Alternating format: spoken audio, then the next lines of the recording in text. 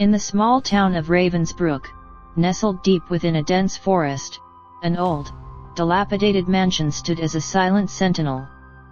The townsfolk whispered tales of its haunting, for no one dared enter its shadowed halls.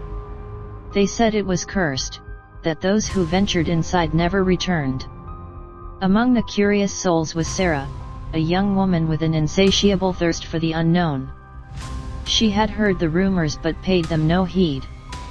Sarah believed in science and reason, not in the supernatural. One gloomy afternoon, as dark clouds loomed overhead, Sarah decided to explore the mansion. She donned her coat and stepped out into the chilling rain, making her way through the tangled undergrowth toward the looming structure. The mansion's grandeur was evident even in its decay. Ivy crawled up its moss-covered walls, and the windows were shattered, their glass shards like teeth in a gaping maw.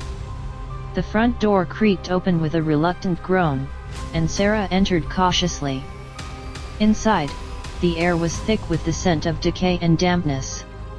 The walls were adorned with faded wallpaper, and the floors creaked underfoot. The mansion was a time capsule, a relic of a bygone era. But Sarah was not interested in the history, she sought answers, not ghosts.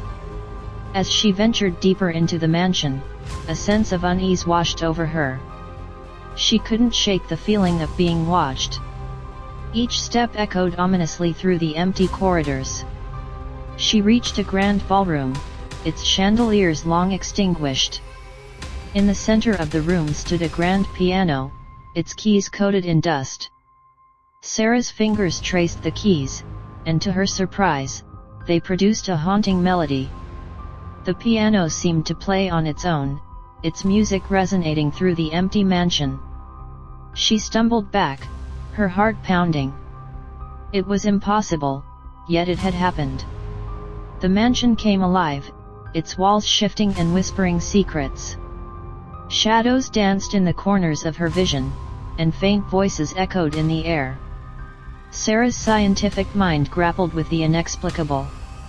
In a desperate attempt to unravel the mystery, she delved deeper into the mansion's history. She discovered that it had belonged to the enigmatic Thorne family, who had disappeared without a trace over a century ago.